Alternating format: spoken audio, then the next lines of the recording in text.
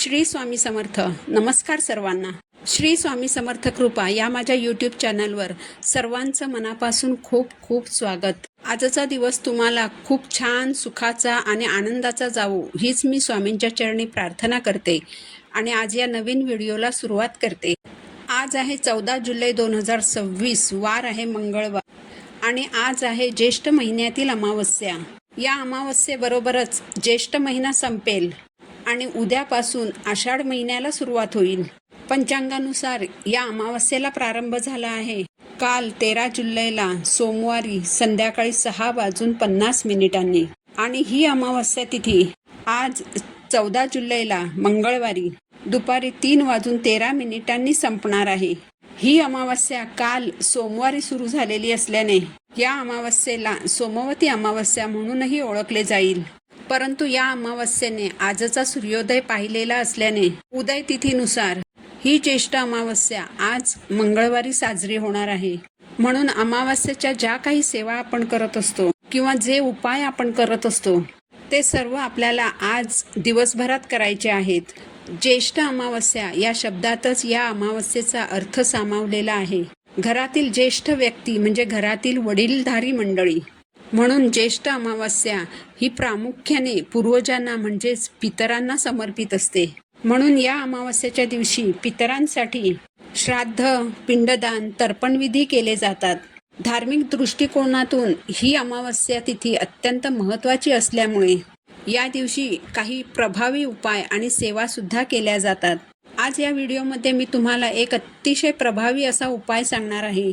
तर आज या ज्येष्ठ अमावस्येला रात्री उंबरठ्यावर तुम्हाला 3 वस्तू जाळायच्या आहेत.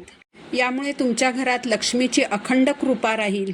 घरातील नजरबाधा, वास्तुदोष, पितृदोष दूर होऊन घराची, पतीची, मुलांची अगदी भरभरून प्रगती होईल. तर अशा कोणत्या 3 वस्तू आपल्याला रात्री उंबरठ्यावर जाळायच्या आहेत, कोणत्या वेळेत हा उपाय तुम्हाला करायचा आहे याबद्दलची संपूर्ण माहिती मी तुम्हाला या व्हिडिओमध्ये सांगणार आहे. यासाठी तुम्ही व्हिडिओ शेवटपर्यंत ऐका. चॅनलवर नवीन असाल तर चॅनलला सबस्क्राईब करा आणि असेच माहितीपूर्ण व्हिडिओ पाहण्यासाठी बेल आयकॉनला देखील प्रेस करा. आता हा उपाय तुम्ही आज कधी करू शकता?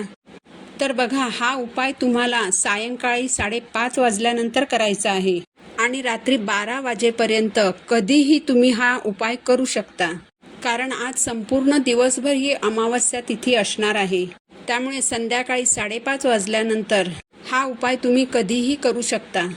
परंतु जर तुम्हाला शक्य असेल तर हा उपाय तुम्ही सायंकाळी 5:30 नंतर रात्री 9, 9:30 वाजेपर्यंत करण्याचा जास्तीत जास्त प्रयत्न करा.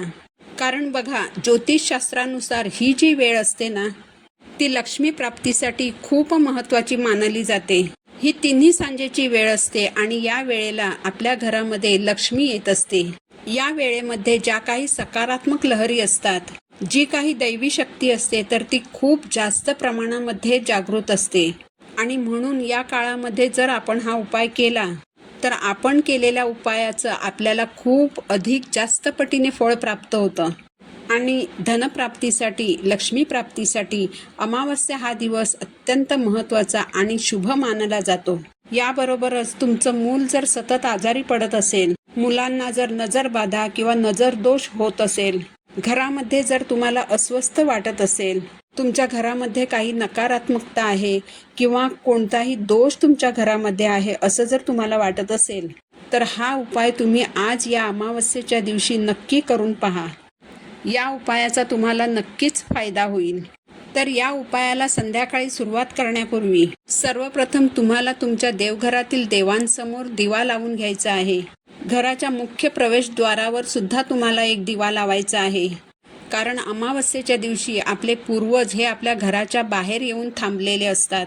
त्यामुळे त्यांचा आशीर्वाद प्राप्त करून घेण्यासाठी आणि जर तुम्हाला पितृदोष लागलेला असेल तर तो दूर करण्यासाठी तुम्हाला मुख्य प्रवेशद्वारावर सुद्धा एक दिवा लावायचा आहे. याबरोबरच तुळशीजवळ सुद्धा तुम्हाला एक दिवा लावायचा आहे आणि त्यानंतर तुम्हाला हा उपाय करायचा आहे. तर हा उपाय करण्यासाठी तुम्हाला एक पणती घ्यायची आहे. मातीची पणती घेतलीत तरी चालेल किंवा जर तुमच्याकडे धूपदाणी असेल तर ती घेतलीत तरीही चालेल. तर या धूपदानीमध्ये आपल्याला सर्वप्रथम थोडेसे तांदूळ ठेवायचे आहेत आणि त्या तांदळावरती 5 कापुराच्या वड्या ठेवायच्या आहेत. तुम्ही भीमसेनी कापूर घेऊ शकता किंवा साधा कापूर जरी घेतला तरीही चालेल. त्यानंतर या कापुरांच्या वड्यांवर गाईचं थोडंसं शुद्ध तूप टाकायचं आहे. यानंतर थोडीशी पिवळी मोहरी जी असते तर ती तुम्हाला घ्यायची आहे. पिवळी मोहरी जर तुमच्याकडे नसेल तर थोडेसे काळे तीळ तुम्हाला घ्यायचे आहेत आणि त्यानंतर ही पिवळी मोहरी किंवा काळे तीळ घरातील व्यक्तीवरून तुम्हाला डोक्यापासून ते खाली पायापर्यंत घड्याळाच्या काट्याच्या दिशेने 7 वेळा उतरवून घ्यायचे आहेत. खास करून घरातील आजारी व्यक्तीवरून किंवा घरातील लहान मुलांवरून ही पिवळी मोहरी तुम्हाला उतरवून घ्यायची आहे. अगदी चिमूटभर मोहरी तुम्हाला घ्यायची आहे आणि घरातील प्रत्येक व्यक्तीसाठी तुम्हाला वेगवेगळी मोहरी घ्यायची आहे. अशा प्रकारे पिवळी मोहरी घरातील व्यक्तींवरून उतरवून घेतल्यानंतर ही मोहरी तुम्हाला त्या कापूर जाळण्याच्या भांड्यामध्ये कापुरावर टाकायची आहे. यानंतर तुम्हाला 3 अखंड लवंगा घ्यायच्या आहेत. खराब असलेल्या, तुटलेल्या किंवा फूल नसलेल्या अशा लवंगा घेऊ नका. अखंड 3 लवंगा घ्यायच्या आहेत आणि यासोबतच तुम्हाला 3 हिरवी वेलची घ्यायची आहेत आणि या वस्तू तुम्हाला कापूर जाळण्याच्या भांड्यामध्ये कापुरावर ठेवायच्या आहेत. हे सर्व झाल्यानंतर ते भांडं तुम्हाला घ्यायचं आहे आणि तुमच्या घराचा जो शेवटचा कोपरा आहे तर त्या कोपऱ्यामध्ये तुम्हाला जायचं आहे आणि तिथे गेल्यानंतर या भांड्यातला कापूर तुम्हाला प्रज्वलित करायचा आहे.